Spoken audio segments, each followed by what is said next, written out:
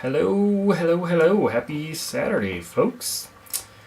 Hope you are doing well. We'll probably give it a minute or two to let people stream in here a little bit, get tuned in. As soon as you guys are signing on, we'd love to know where you're watching from.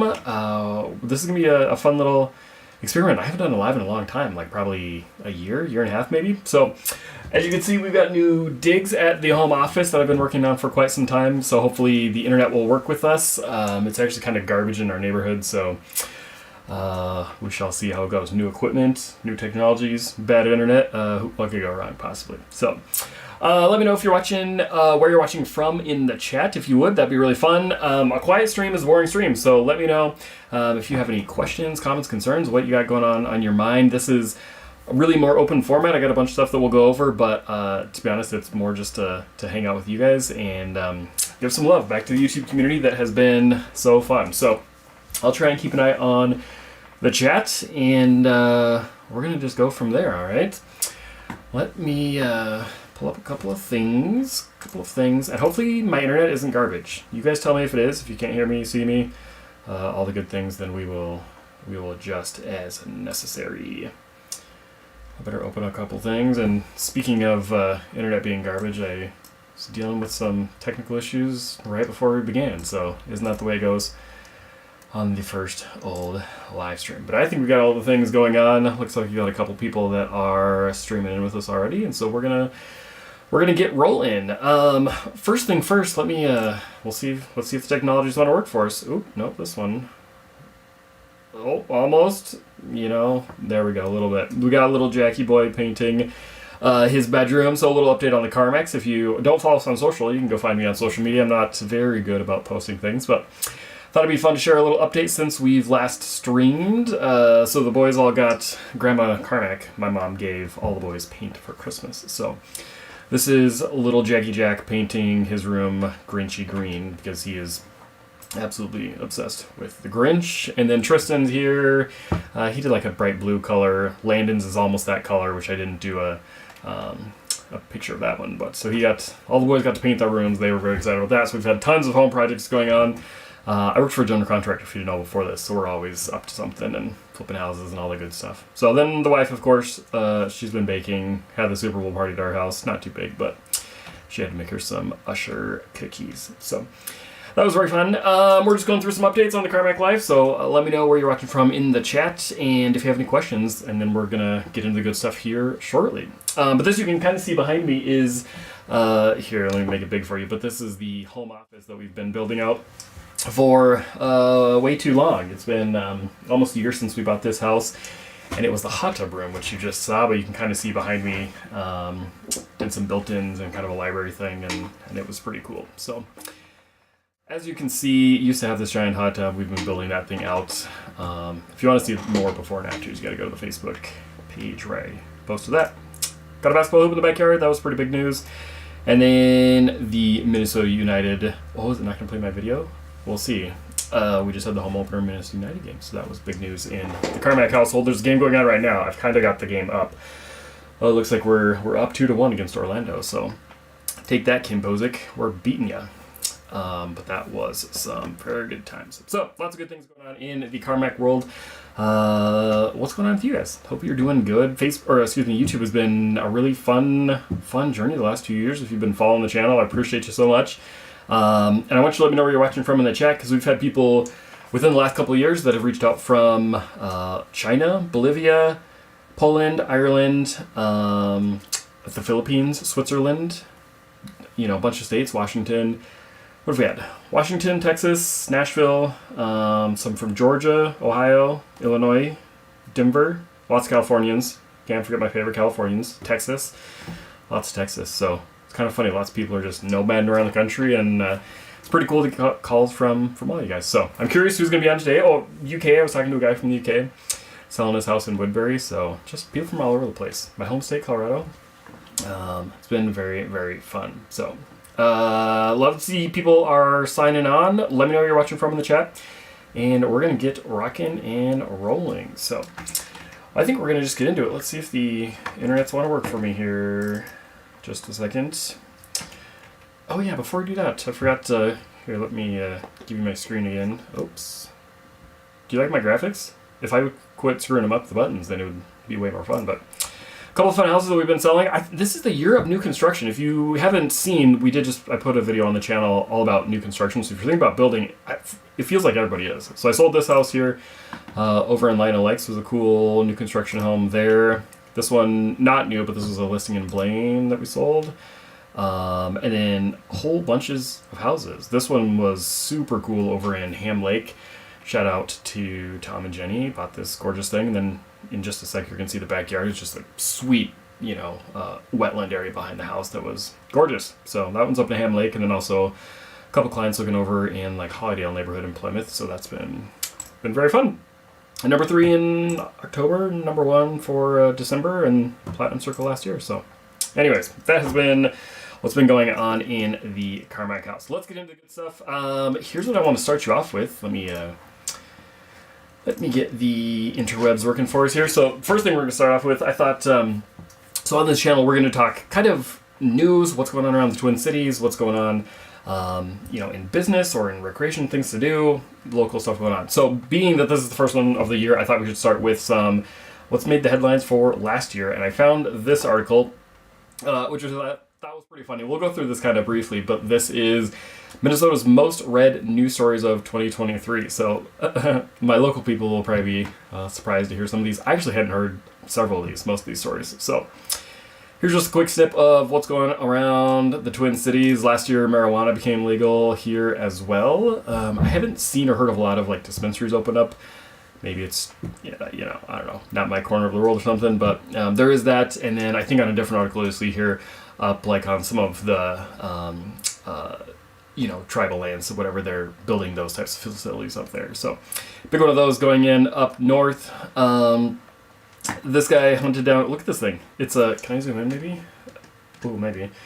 A unicorn elk, I think, or unicorn deer that he found with like a third antler in the middle of his face. I thought that was pretty bizarre.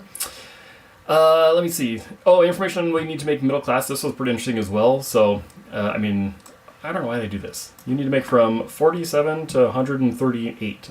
That seems like a ridiculously wide range, but in any case, number 3 news article. This guy got killed on the ice doing hockey. If you don't know, Minnesota is a huge hockey state, so the number 4 most watched article. This is actually the guy who's in the UK, if I remember right, from that news article. Very exciting things in Minnesota. Some people, the local people, so my audience on the channel is about half Minnesota locals and half from around the rest of the world and stuff. I think the locals all think that we have just like crazy crime or something, which is not really true. But here you go, people getting killed, but it's by a black bear attack, which was obviously very unfortunate, not funny in the least, but sort of quintessential Minnesota in a way that we're actually a lot safer and the wildlife will get you, I guess. Big new laws that came in Minnesota. I'm not even going to go over those. They did raise minimum wage, which was news. For the entire state, it didn't really affect Minneapolis, or I believe also St. Paul, because the minimum wage that had raised to, they already have a higher minimum wage than that. If I was really good, I'd remember what it was. Let me see. I think it'll tell us real quick what the minimum wage was raised to, but it was not as much as you would think, actually. Let me see. I want to just read here real quick for you. There we go. $10.59 to $10.85 an hour. So it just went up with inflation 2.5. It wasn't like some big jump necessarily.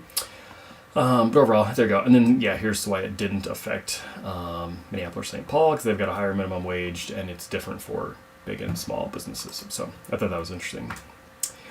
New laws. Protests. We are a very political state, so I didn't actually honestly realize this was as big of a deal as it is, but protest that was going on during the Minnesota State Fair over a guy that got killed from St. Paul. So that's a big bar. February double wave snowstorm. So this is kind of hilarious. A lot of people call and they're moving to Minnesota and they're wondering what the weather's like. That's probably the number one question I get, which is sort of ironic this year because the number 8 news article from last year is that we got 20 inches of snow dropped on us in February. Currently it's winter and my kids yell at me if I make them put pants on because it's so warm outside. We have no snow and they just want to wear shorts and t-shirts to school. So kind of ironic that we're so much warmer this year, but 20 inches dumped last year was pretty interesting. This property, very interesting. So I looked this one up. This was the number 9 article that we're on. Giant mansion that sold down in Winona. If you're not familiar, this is down by Rochester, southeast side of the state there. Really cool property. If you're curious, go Google this one. I forget what the name of the actual mansion is, but Google Winona Mansion for sale. And this property sold in multiples. I forget what it sold at, but it was, I want to say 800-ish. I could be totally off, but I remember it sold when I looked that up. And then number 10, I don't know what to make of this. I can't make this stuff up. Minneapolis PD was outed as an OnlyFans model. So there we go. Kind of a big uproar. Female cop was modeling, got found out at a traffic stop, no less. And nonetheless, then it became this controversy. I don't think she was let go, or I'd never really heard what happened of it, but it was definitely making headlines when... well, never mind. You know where that story's going, and I shall not go there with you. So, anyways, there you go. That is the top 10 news headlines happening around the Twin Cities for all of last year. So that was our biggest news stories. Fortunately, there wasn't as big of news stories as other things. So, there we go. Let me get my next article lined up here. Let's talk a little bit about what business is doing. So a lot of people also ask, what's Minneapolis like? How have things changed? We had George Floyd, we had the pandemic, we had all this going on. Crime is up and some different things like that. So Ooh, hopefully this wants to load for me. But I thought it'd be really interesting to see. There's a ton of new commercial real estate in particular that is changing around the downtown, around the whole Twin Cities, but especially downtown. So if my website wants to load here for me, hopefully it will. I tried to have this all ready for you, but the internet, I'm telling you today, it's just not having it for us today. So let's see if it wants to load for us. No? All right, well, okay, I'm just going to shoot from the hip because I read the article, and quite a few of them are very interesting. Quite a very interesting trend, which it's not really surprising, I suppose. I don't know why I would say it's interesting, but quite a few office buildings in downtown Minneapolis are being converted to condos, so not a huge surprise there. It was pretty interesting to see what they're doing with them. Some of them that had indoor pickleball courts, some of them that had some small retail, that kind of shops, also flex space work things. But as you would imagine, there's definitely more of an emphasis converting those into condos and really big corporations that were moving out and then converting them. So we do have kind of a housing shortage as with the rest of the nation. So as they're converting those, that was a pretty interesting thing. Give me just 1 sec. I think it's going to load for us, and then we'll be able to... I want to show you more specifics. Here we go. There we go. All right.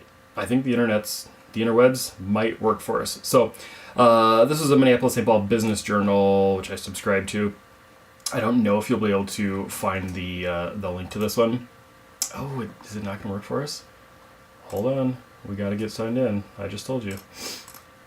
See, I'm just telling you, we're shooting from the hip. We got technical difficulties left and right. Give me just a sec. Let's see if this will sign me in here. Oh, maybe. Here we go. Here we go. She's going to work for us. Fingers crossed here, everybody. Yes, perfect. Okay. Okay, so a couple of them. This one is the big North Star Center. So if you're familiar with this one, I mean, this building itself isn't necessarily huge. It's about a block away from the main giant Wells Fargo tower there. So this one's getting revitalized, which is awesome. I mean, a lot of our metro, especially with the pandemic and everything, it sort of freed everybody up to move up and out, and everyone became very migratory. It's kind of why this channel is doing well, is so many people can move around. So with that, we're definitely seeing that downtown. So seeing revitalization is fantastic. This one is a 13-story building, $85 million redevelopment project that's being doing on that, which is awesome. It comes with a couple of different buildings. They're doing almost 1,000 spaces of parking garage, which is insane. But again, if they're converting that from offices to being condos, suites, expansive space, event centers, and a whole bunch of other stuff. So that's cool. Prudential site, I'm not going to go over that one too much. Also the former Kmart site, familiar with those. LaSalle Plaza, that was a pretty big news story. It's only a $20 million project, which, I mean, it's kind of small compared to some of the rest of these. But this one was the one that did get pretty interesting. Pickleball courts, they're doing a 4th floor amenity space, rooftop deck, bar, golf simulator. So this one seems like it's going to be a lot more like almost entertainment style of a living space. Converting this one, the designs are finally finished, and then they are switching that over. So that'll be pretty awesome. Big project down in Edina. I didn't read too much into this one, but it sounded like just more mixed-use condo type of projects.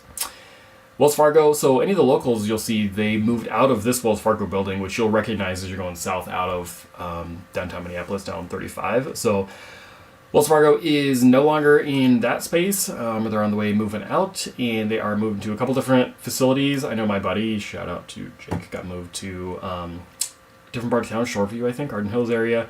They do still have some campuses downtown, but it sounded like they were kind of consolidating and figuring out what they wanted to do. So there's no big use for this one that I've seen, just that it could be redeveloped into multifamily or mixed-use property. I don't really know how you do the same type of thing, just where that's located. It's not like it's in downtown with the with all the amenities and the skyways and all the nightlife stuff. So that'll be interesting. Now this one really caught my eye. This picture couldn't be more boring. However, Rosemount Data Centers, code for Meta Platforms, i.e. Facebook, is apparently putting in a $700 million data center in Rosemount. So that's insane. I didn't know this until I actually just looked up this article last week maybe, which is kind of surprising because that's a huge company, obviously a huge facility, and somehow no one's talking about it. So apparently it's a little bit off the radar. It sits on 280 acres, which UMOR is part of University of Minnesota there. So that's pretty crazy. It's pretty hush-hush. We don't know exactly what's going on, just that it's going to be a data center. And then there is another campus that's going... See, they're all codenamed. So that was codenamed something else. This one's codenamed Project Bigfoot, which is a second facility going in. I think it was down the road, if I recall. So pretty interesting. I have no idea what that's going to mean. If it's a data center, I mean, does that mean not that many jobs? Is it just like a server farm? Or is it actually going to be a ton of people, which would bring in even more demand for that area, raise prices, bring in more housing developments potentially? So I don't know. There's not a lot of information on this one. It's still pretty hush-hush, but it's supposed to start the summer of 2023, which maybe it's been going on and I just haven't noticed it. But that was it. And I think that was the gist of the big ones. A big campus going in Maple Grove. Nobody's really surprised. Maple Grove is really booming with a ton of big stuff going in there. Oh yeah, this one is interesting. So this is Upper Harbor Terminal. So if you can kind of tell, maybe I can zoom in on this picture for you a little bit. This is on the north side of Minneapolis between the highway. That would be 94 there in this rendering, and then this would be the river. So this is just kind of their architectural rendering or whatever.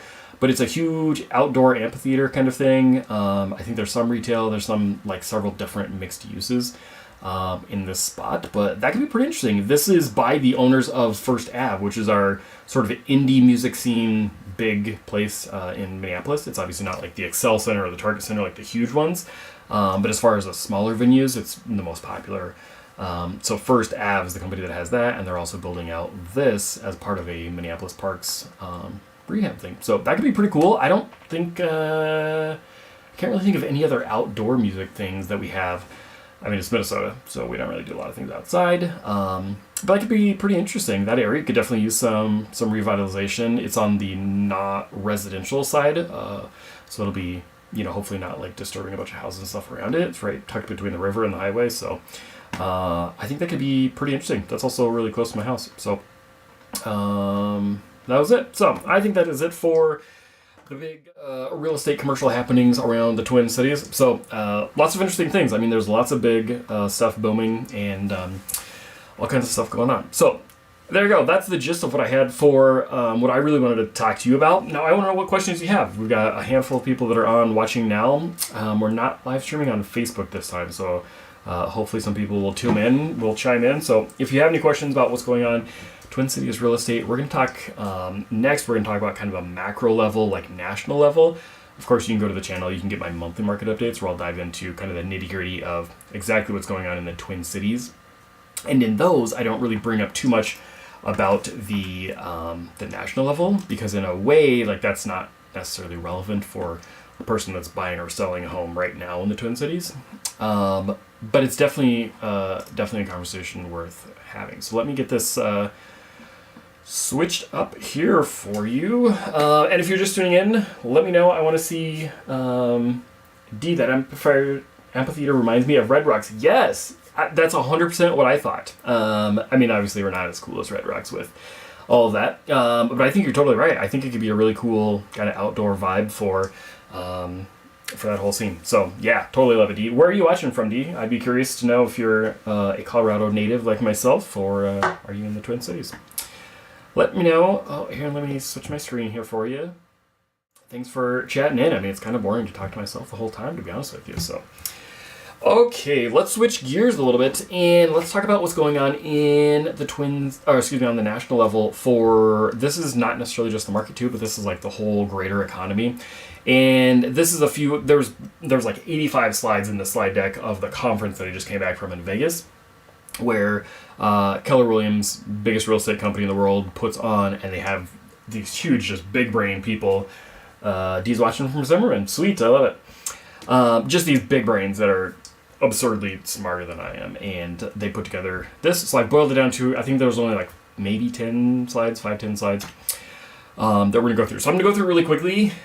It's kind of heady, and so hopefully I can like boil it down and make it simple enough, because I probably won't explain it as well as they did. So here's just the most important points that I think you ought to know. This is national level again, don't forget. Home sales happening around here. 2023 is that dotted line across the screen. You can see at 4.1 million. And then they're projecting for next year will be up to about 4.3. So we're not terribly far off. I mean, we're a little below average. That's, of course, interest rates. Interest rates being the number one conversation anyone wants to have about buying a home, which makes a lot of sense. We're going to talk about those again in a minute. I think it's worth noting the sky didn't fall, market didn't collapse. The number of homes is actually still quite a few for what it has been. We were kind of a little over where we should have been for, COVID area people that bumped, and then the natural recession. So I thought that was pretty encouraging, and they're definitely expecting numbers to go up as rates come down this coming year. So what that do with sale prices? I think most people are going to be shocked to see this. Probably a little bit angry, to be honest with you. Dee says she lives in San Diego, but visiting family again. I love it. That's awesome. I think I've helped 2-3 clients coming from that area in California. So it's great to see you. Great to have you. Glad you're visiting and appreciate you streaming in with me. So here's home prices. This is national. Now the Midwest is fairly average as far as home prices. So our median in the Twin Cities is probably about $30,000 to $40,000 lower than this national average number, just to give you some perspective. However, our sale prices have followed pretty closely to what they're showing here. So this is the national number again. You can see back, can you guys see my mouse? You can, yeah. 05, 06, 07, this was kind of that boom of the last big boom and bust. Prices then were overinflated, excuse me. And that blue trend line there is where we should have been. So if there was no big boom and bust, things hadn't dropped. The market, as you see, that little bubble kind of popped and dropped. We went under, but that blue line is kind of the trend line of where they want things to be. I couldn't explain all the details of why, but they want home prices to be going up about 4%. That'll bring the economy. I think they want the economy to inflate at about 2%, and that kind of keeps things at a pretty healthy rhythm. So wages and goods and everything else needs to also go up with that. But you can see there, we basically popped, dropped, and then we followed the trend line a little bit. Then, thanks to COVID and everything just screaming hot, that's when everything really got overinflated. So last year numbers didn't come down, and we are still over the trend line. So I'd be okay with them coming down. I don't anticipate it happening too meaningfully. Inventory.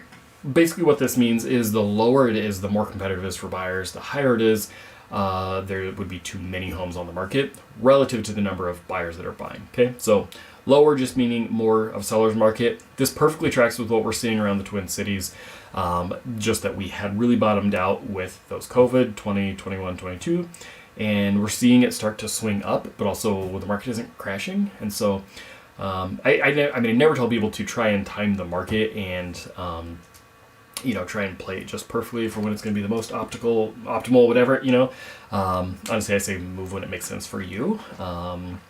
But if you were waiting and hoping for things to just magically swing to being super nice time to buy a house and interest rates super low and prices low and there's no competition, that's not going to happen. We are through the worst of the shifting, and we will expect to see this trend kind of continuing, but there's no signs saying that it's going to dramatically change.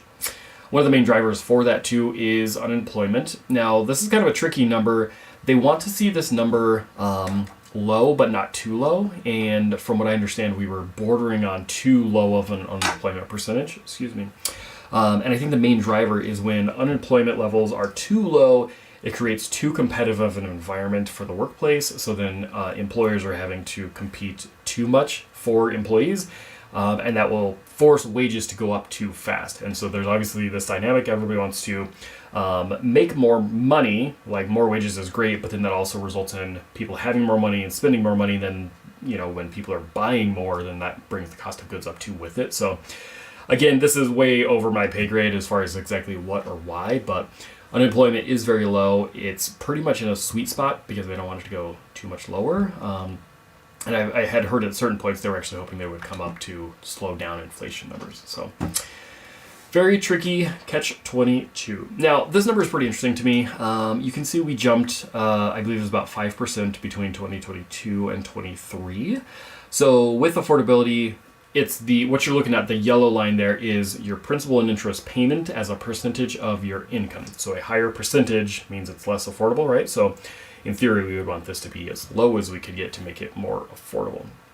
There's repercussions for affordability, but just, theoretically, we'd like it to be low. with things spiking, that's because of interest rates going up. When rates jumped up a bunch, it became less affordable. So this isn't really a big surprise to anyone. And they unfortunately didn't give us a projection for where that's going, but I do expect it to come down with interest rates coming down. That would make sense. It's just a delicate balance between if rates come down, how much our price is going to go up, and if rates come down too quickly, prices would spike, so that would offset the affordability there. So, we don't like that. Oh, I have a question. Let me push pause. I want to make sure I get to everybody. And we've got several watching, so please let me know where you're watching from. Are you local in Minnesota? Are you around the country, around the states? What's going on around the world?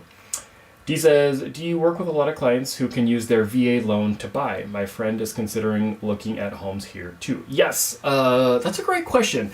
VA, for whatever reason, hasn't been very popular with my clients even using it. I just closed somebody. They were on a big home purchase and they used VA.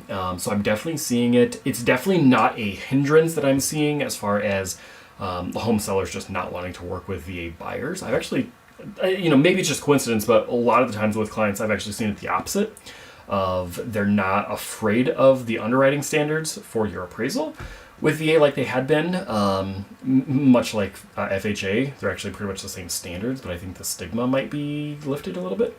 And I've actually seen some buyers get their offer accepted when it's really competitive. They're like, you know what, let's go help the VA guy, right? They're a veteran, and it's almost worked in their favor sometimes. So, if you're trying to buy on a VA loan, I would definitely go with that program first if it's what you think is the best. And I don't think you'll have an issue getting offer accepted if you're buying with a VA. But there was definitely a stigma for a while. I've been in the business almost 8 years, and I feel like when I first got into it, just nobody wanted to deal with VA. Underwriting and just processing those files. It does take longer still. I think they want about 45 days to get a VA loan closed versus 30.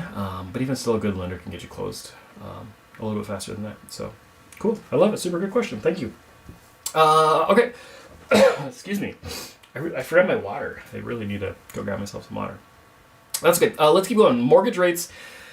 It's pretty much everything everyone wants to talk about, I'm telling you. Ad nauseum. I'm not a mortgage person, full disclosure, and I try to just push everybody to go call my favorite mortgage person. But instead, let's be honest, they all ask me questions. So here's basically a snapshot of where things are at. Now, you're probably going to be, throwing me nasty emojis in the chat if I tell you this, but it's the truth. If we look at the actual historic average, we're actually still well below that. Now, in a way, it doesn't really matter with historic averages, because it's all about the cost of goods and it's all about the wages that people are making. I get it. But if you look at the yellow line, that's that historic average since they've tracked it since 72. The green line is kind of in a way all that people really care about. That would be back to, I believe they did this to 1990, and that was about 6%. Those two things are kind of irrelevant in a way. However, I'll say that people really got very spoiled as they're looking on this graph. I wish I could draw on this. I think there's a way, but I don't know how. Probably screwed up. But people were just spoiled with the rates just getting better and better and better and so good for so long since 2008. And I think maybe in a way people tried to switch the conversation from like, oh yeah, high rates were so bad and they caused the market to collapse with the last boom and bust. So therefore we must just always get to have low rates. That's just not how the economy works. It's not how the Fed works. And so people sort of got spoiled in that. So then all of a sudden, in addition to just the fact that they rose, it was how quickly interest rates rose. And so when they spiked like that, in a way, the Federal Reserve and the government, everybody had to step in to stop the inflation. And they did it very hard and fast, which it probably was a good thing. I mean, again, that's well beyond my pay grade of national, global economics or whatever. But they felt they had to do something very quickly to stop inflation. When they shoved those interest rates up, it is starting to help with inflation, but that's why that happened. It spiked, but just because they didn't gradually swing it back, they did it quickly, doesn't necessarily mean that they're going to collapse and they're just going to drop them at some glorious day in the future when all of a sudden we have 3% rates again. So the absolute consensus of every intelligent person that I have heard is we should not ever expect to see 3 or probably even 4% rates again. High 4s, 5s, 6s is probably going to be a fairly good sweet spot. There's a million variables. Ukraine and the Middle East and all the global politics things, supply chain issues, literally all of those things affect consumers, consumer sentiment, how much people are spending, how much what employment is doing, so how much they're getting paid. If they're getting paid more, they're spending more. If they can't spend their money because of supply chain issues, like literally all of these things have to do, and they're so interconnected. So I just say that to say, again, I don't really tell people to time the market. If you're buying at an interest rate you don't like, you can refinance if and when they come down. But when rates come down, the whole economy, the market is going to be more competitive, and then home prices are going to go up. So if you can buy at a lower price and then refinance into a lower rate, that would be most ideal, but don't shoot the messenger. Here's where I am. Here's another one. I'll just go through real quickly. This is, again, just illustrating about the last 8 years with interest rates, and things spiked. So this is nice to at least see. We're already 1% lower than we were just at the end of the last year, fall. We spiked around October, and we do expect that number to slowly keep going down through the rest of this year. It's a presidential election year. Every single year they go down just for that reason alone. And then you throw in the fact that we're high and we need to come down and everything else. I'm quite confident we'll see them come down for about the next 12 months. How much or how quickly is really anybody's guess, but gradually. Don't think it's going to be quickly. Okay. In case you care about inflation and wanted to see that, it's just kind of nice to see it represented on a graph there. You can see the two lines there. We were going crazy red hot, and that's because inflation spiked so hot and fast, they had to slam the interest rates up to counter that.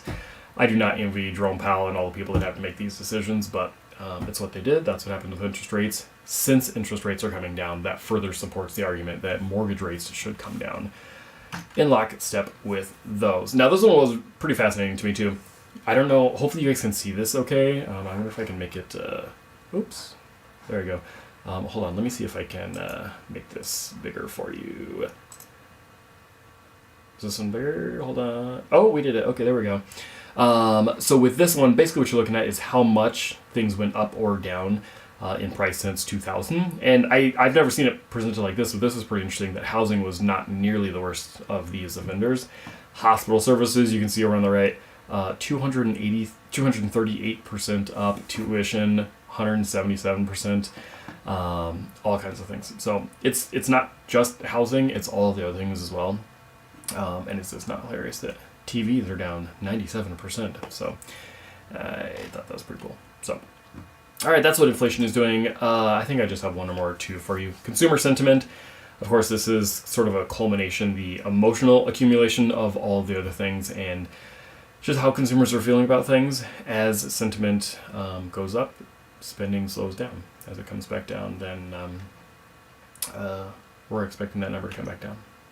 Personal savings rate. Now, why am I showing you this one? The thing that stuck out to me the most with what their conversations were saying was, when times are hard, and for those, for example, I mean, I know I can see my watch time demographics of who was watching the channel. I know the vast majority of you are kind of in that like mid 30s to mid 40s type of range for the most part.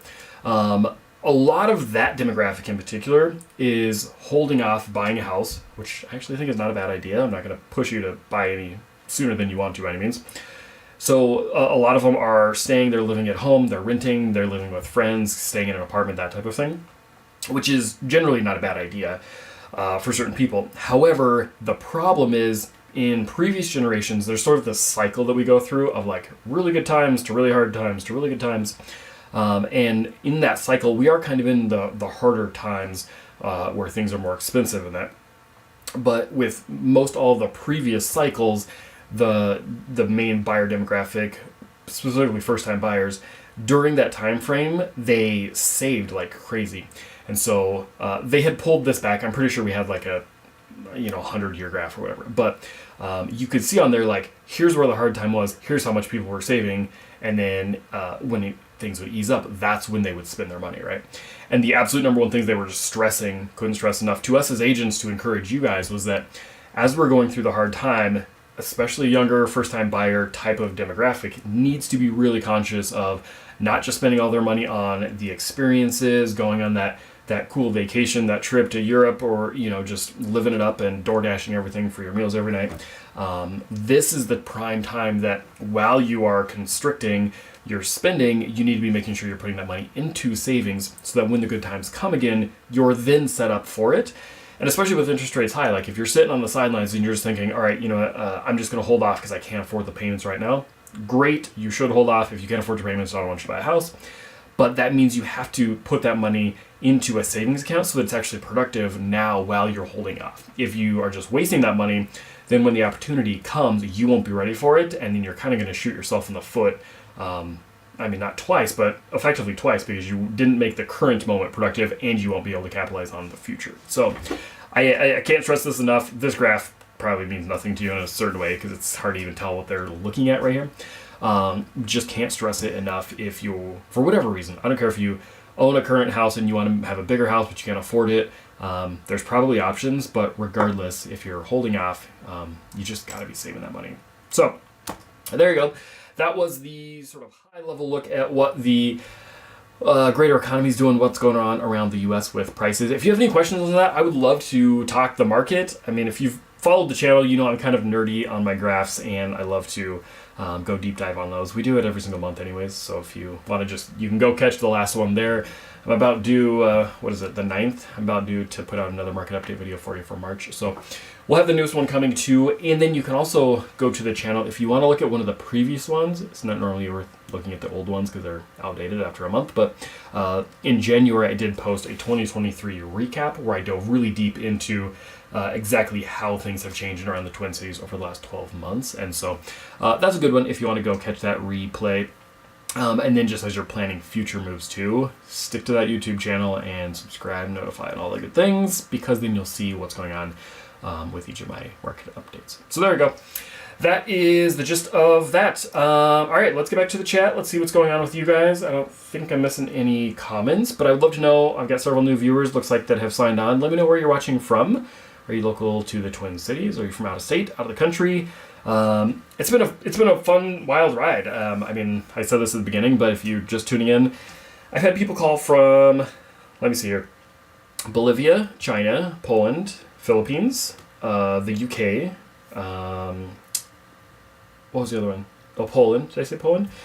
Switzerland. So lots of different countries, but then also lots of California, lots of Texas, some Florida, some Georgia, a couple out of Denver, couple just landed from central Illinois, Tennessee, Ohio. So literally all over the place. So if you have questions how things are compared to your states, I don't necessarily know your market, but if you have tell me what's going on in yours. I can tell you if it's like what's happening here, because it's very different, very all over the place. I mean, especially California, like I don't know what's going on in your guys' neck of the woods, but it's good for me. I'll just put it that way. It might be bad for all of you, and I'm sorry about that, but people love to transplant to Minnesota. So it's become very much a specialty. Actually, I have this shirt now. Do you like my shirt? Just got this from the big conference that I went to as a relo specialist. So let me check. That is it for that, and that is the main. I think I've gotten everyone in the chat. Perfect. I will probably hang out just for a couple of minutes. If you guys have any other questions, now's your final opportunity.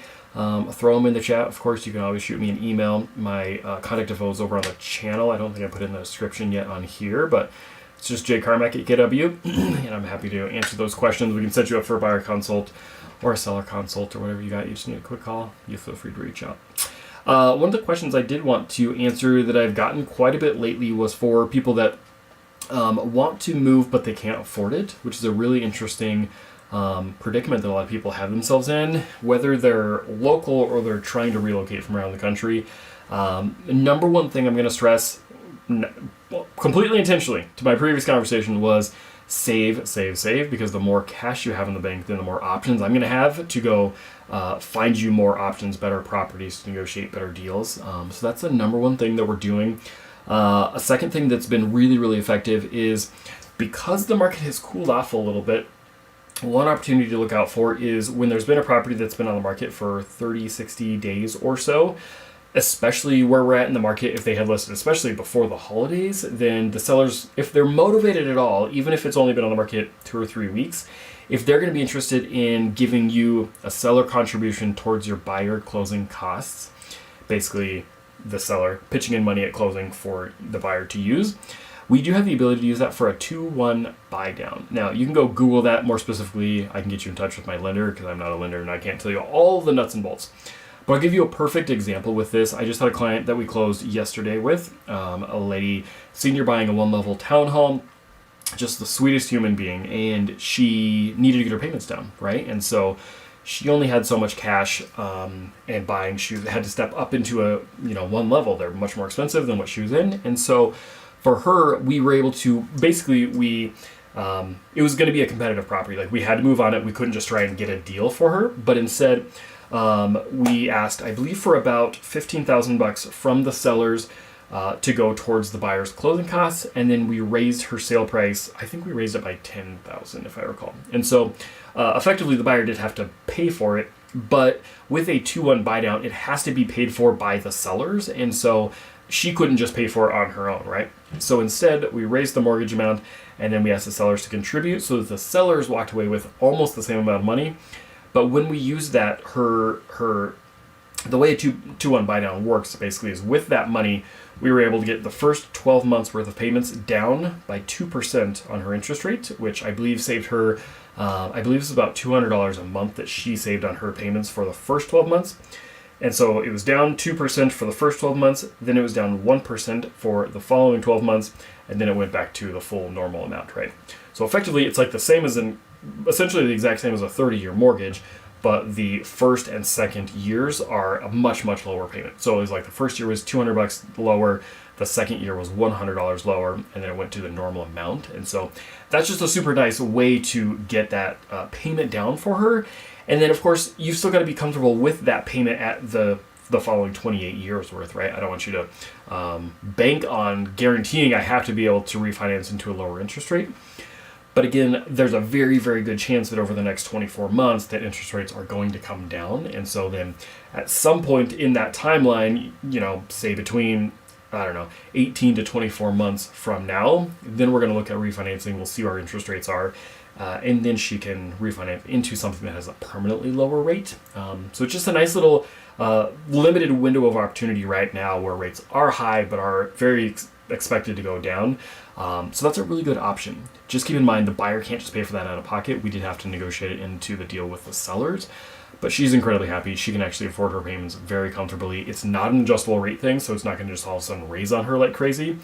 They're at very pre-planned specific dollar amounts, and she was very, very happy to get that. So that's the number one thing. The second thing would be simply saving your cash so that, for example, you can make a stronger offer. Maybe you can buy your own interest rate down if you need to. You can afford those things a little bit more easily. Also, I'll say, and the window is kind of expiring. It's definitely not as good as it was. But with that 2-1 buy down, for example, if you can go with new construction, it'll be a little bit further out of the Twin Cities metro that you'll have to look. But if you can go new construction, besides the fact that you get a brand new house, the builders are also giving a lot of lender incentives. And so, I've got clients right now where the builder is buying down their interest rate by 1%. So they're getting a 5.75 interest rate, and the builder's giving them $10,000 towards their other closing costs. So that's wiping away a whole lot of their cash to close obligation, and it's lowering their interest rate. So that if I had to guess, I would say the home is about $450,000, and I believe their payments are, I should probably not guess, maybe $150 lower, just a ballpark. Go throw it into Mortgage Calculator, confirm if I'm correct, or talk to a lender, obviously. But so that's a really good option that a lot of people, them in particular, they never thought they could afford new construction. But because of the fact that they're buying down the rates, the payments are almost the same. If you're buying an older house versus a newer house, the payments are very, very similar because of the interest rate buy down. So that's a great option. And here we go. D again. Thank you. D, thank you for being here. Is it not weird if I'm just talking to myself rambling in my office all day? So I appreciate you chiming in, and you just get all of my attention because everyone else is just being ghosts, little shadows in the wall here. So let's see. D says, is there... Can I put this on screen? Let's see. Nope. I thought there was a way that I could hide that for you. I can't figure it out. Oh, sorry. D says, is there certain places where you get better rent value for homes? We want to move, but don't want to buy yet because my husband doesn't know Minnesota at all. Excuse me. Is there certain places where you get better rent value for homes? So if I'm correct, D, and you tell me if I'm wrong, it sounds like you're wanting to move to Minnesota, rent a house here first, and so you're wanting to see if there's more affordable options for renting in the Twin Cities. So that's what I'm assuming you're asking, and I'll start answering that question, but if I'm wrong, you let me know in the chat. So Better places to get affordable home prices. Well, generally speaking, it would be the same as with purchasing home prices, right? Because wherever there's higher demand, it would be higher rent and higher sale prices. So if you're looking on, say Homes.com, for example, which I really like for home searching, then I would just look in the same areas, frankly, that have higher sale prices. Yeah, okay, good.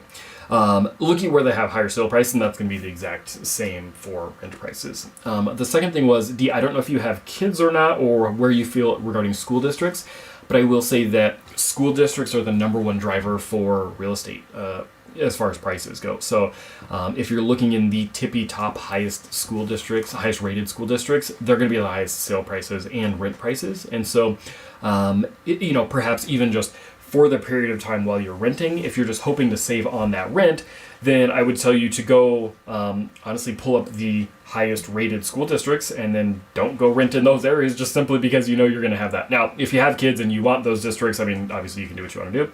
But that would be a really good indicator to see where your rent prices are going to fall. So that's the most of what I would know with renting. Personally, I don't do anything with rentals, which I know is kind of weird of how a lot of people that want help placing into a lease, there's frankly no money in it. Like agents don't get paid in the States, in Minnesota, like in other states like New York.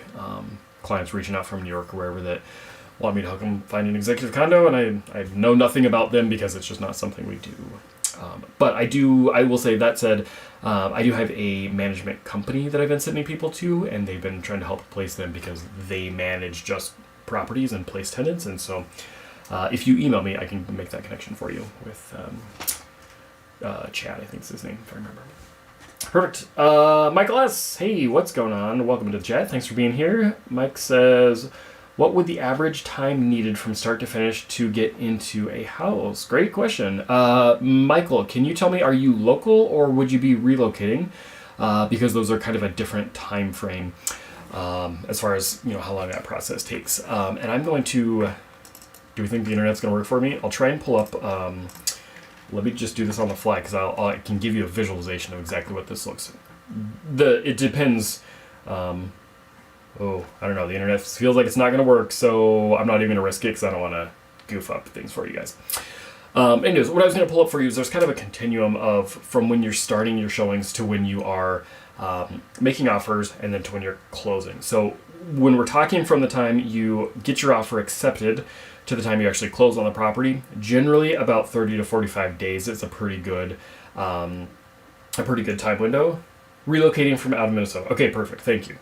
So I do a ton of relocation, but it's a completely different client than my local buyer. So the reason I asked that, relocating from out of Minnesota, relocating buyers generally are way faster than local ones, if I'm honest with you. You might be my favorite versus local buyers. But typically they will, if you're not familiar with the area, the client will come in, they will schedule just a sightseeing weekend. I'll give you kind of a roadmap. Usually we'll do a consult with the client beforehand so I can figure out, do you got kids, do you got pets, what do you like to do for fun, what do you do for work, and I get to know your family life situation and your budget, and then we'll line those up and I'll kind of figure out where I think you might prefer to be around the metro. So then when you come for a sightseeing visit, one day or weekend, and then I'll give you a few areas to go, maybe some favorite little restaurants for lunch to hit up, or a good park or good trails, or I'll show you where the schools are, that kind of thing. So then they'll do a sightseeing visit the one weekend. Then they'll typically come back, and then the next time when they come back, they'll have a good idea of what they liked and they didn't like. And then that weekend, almost always I can get a client under contract pending on a purchase, which feels super fast. So depending on the client, sometimes they're not ready, they need to do a second visit or something like that. But so then typically when you come for that visit, we'll get you out for showings on a Friday afternoon and an all-day Saturday, get you into anywhere between about 5 and 20 homes within those 2 days. So it's very intensive, but we'll get you in from homes kind of on one side of town to the other part of town, from one end of your price range to the other end, and usually the client actually doesn't pick those homes. You're more than welcome to if you send me homes that you really like. But usually, especially the first day out, I'll just make some kind of educated guesses and I'll say, I think you're going to like this, this, this, and this, but they're all different. And then you will tell me, okay, we liked this, we didn't like that. And based on your feedback you give me from Friday, Then we'll set up a whole second showing that's a whole bunch of homes on Saturday that's very dialed in and exactly like what you've decided you liked the best. So then most people can get a property under contract that weekend. Of course, there's no like pressure or rush to do it, but when you're relocating, it's not like you can just keep going out every weekend when you've got to fly here or fly the family or whatever. So that's typically how it goes. And then after that one like really intensive home shopping weekend, we'll usually have you under contract. And then from that time to closing, generally 30 to 45 days, give or take. Okay. If you're a corporate relo, that changes things a little bit, and I can work with corporate relo departments in that. So hopefully that helped. Where are you coming from, Mike? I'd be curious to know. Are you going to be a new state? Or are you going to be another one? Are you another Californian? I like my Californians. You know, you guys. You love our sale prices. We're not nearly as expensive as what you guys have. I wonder if Luke and Tracy, are they going to be on here? Coming from, they say the Bay Area, so it must be San Francisco Bay. I've never been to California, so I can't even speak your lingo, but hopefully that helps. If that doesn't answer your question, Mike, let me know. But that's a typical time frame, 30 to 45 days to close once we get your offer accepted. So there you go. Any other questions? What else do we have going on? We're coming on an hour here, so it's time flies when you're talking a lot. Another California. There we go. You know what? I love it. You guys got it crazy over there. I'm telling you. I don't know what's going on, but even I had some clients looking one time, and they younger middle-aged couple, didn't have any kids or anything, and they were looking in a really rough part of town, which I can't define for you. I'm going to leave it vague intentionally, but they were in a higher crime area for us, which I just tell you, you got to go look up crime maps and that. And they were not concerned in the least with Minnesota crime based on what they had seen. So really, really good area. Grew up in the South, though. Oh, grew up in the South, maybe grew up in southern Minnesota.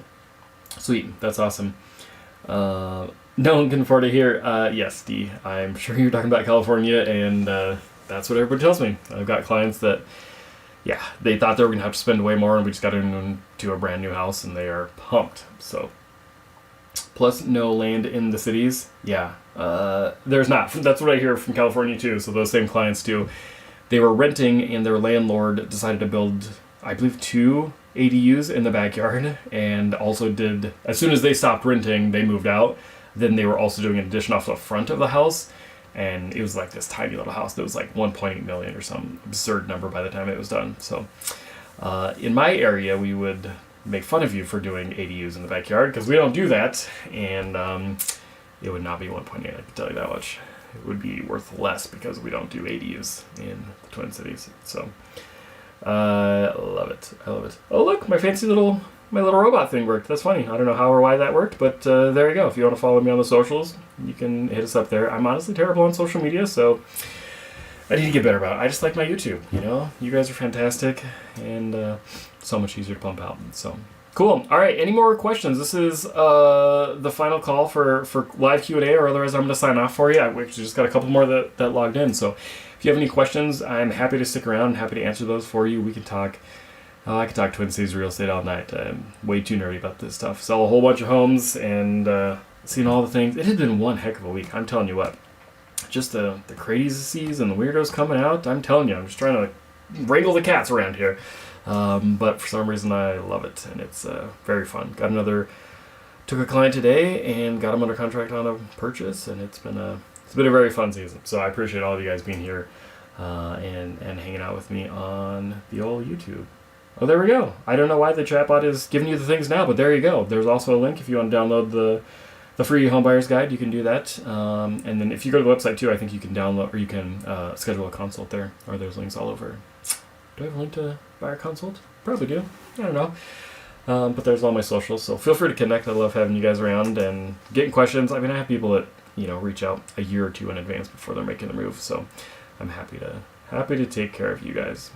All right, well, if I don't see any more questions coming in, then I guess we will call it a night. It's 9 o'clock here. What is it? It's got to be, it's earlier in California time, so not so late for you guys. But, well, I appreciate you guys being here, and I will see you next time. Thanks.